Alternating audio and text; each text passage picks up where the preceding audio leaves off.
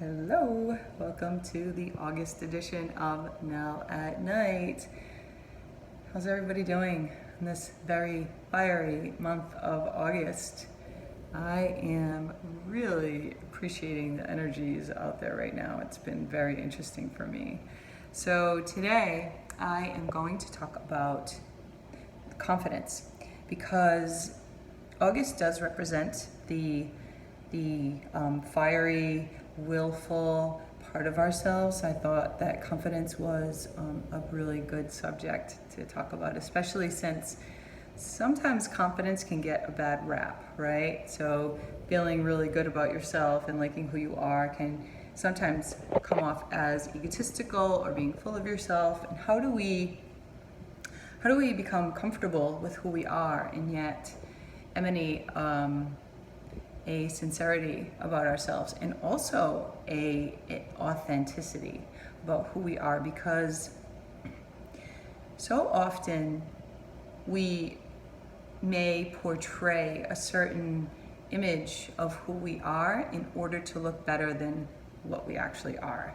And my definition of confidence is when we can be exactly who we are and show all of our flaws or our perceived flaws.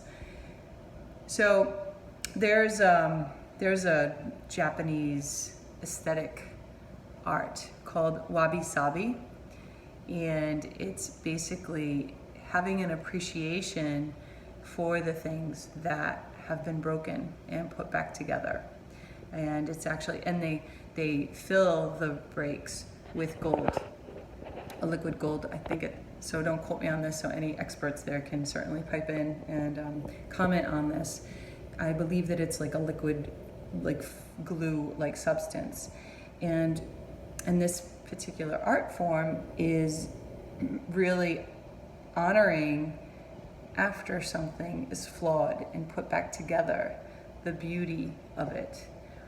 And that is the confidence that I want to talk about, right? It's this confidence of really being 100% ourselves, messing up and still being like, okay, you know, I would like to improve upon that mistake, but I'm okay with what just happened, and I appreciate myself for this. So here's an example about my confidence or lack of, or confidence because I'm not confident in certain areas and embracing it. I was at a networking event. I actually told the ladies that I would talk about this a little bit because it was such a funny moment for me. I have been going to a lot of networking events just because I am putting myself out there more for my work, and I really want to get my message out. I feel like it's really important for me right now to do that. And so I always screw up when it comes to the elevator pitch, which I don't like elevator pitches at all. I tighten up, like literally my throat is like, I don't know what I do. So an elevator pitch, in case you don't know what it is because you're not in that networking world, well, it is basically, you know, in a short sentence or two, what you do for work in a very succinct way that is where you portray your confidence and you know what you're doing, and people all actually are clear on your field of work once you give your elevator pitch. And I've written out my elevator pitch. I've practiced my elevator pitch, and I still don't really like giving an elevator pitch because it is not as authentic as I like to be, and I feel like it's sort of rehearsed. Even though I try to rehearse it in a way that it's not rehearsed, it feels rehearsed, right? So whenever I'm asked, so what do you do? I get extremely uncomfortable and goofy and like, I don't know, and like I could just see myself, like I don't even know what I'm saying, and nothing seems to make sense. And so I did that again because I always do it, And then I was sitting down and I had an opportunity to talk about this. Well, I didn't have an opportunity. I brought up the conversation because I was talking about my particular strengths, and my strengths are not my elevator pitch. It's probably one of my biggest weaknesses, along with other things that are harder for me to do.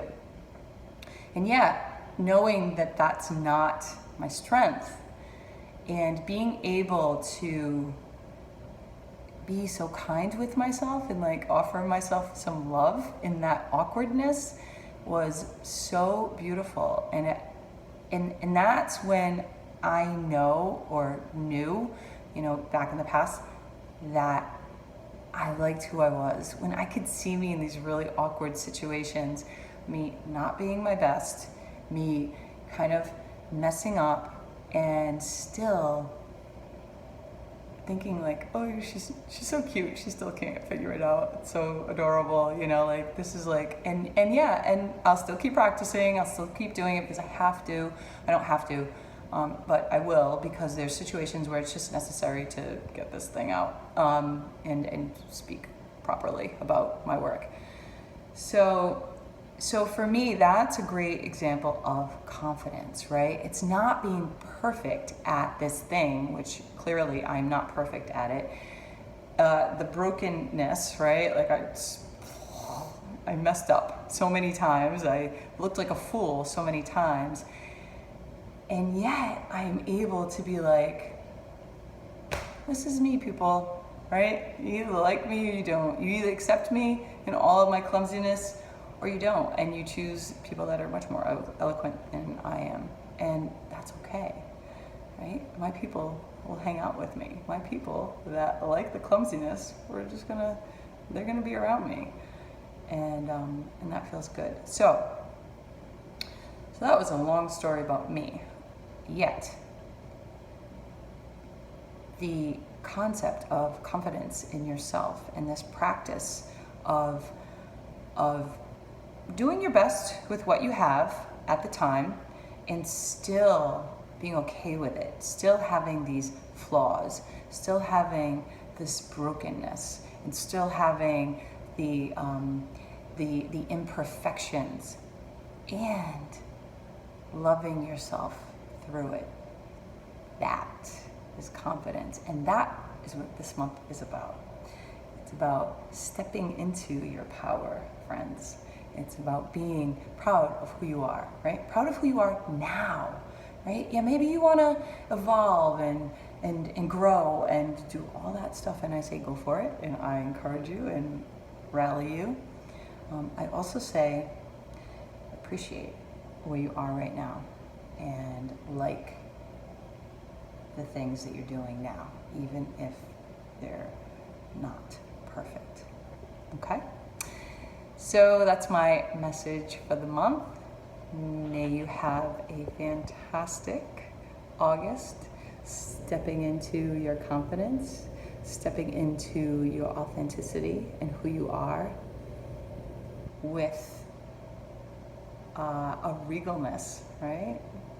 With a real, like, I am here kind of attitude.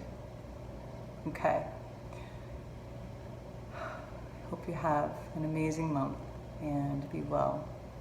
And like me, like the video if you do, if it resonated with you, and subscribe to the channel, it'd be awesome. Or share it, and have a great night.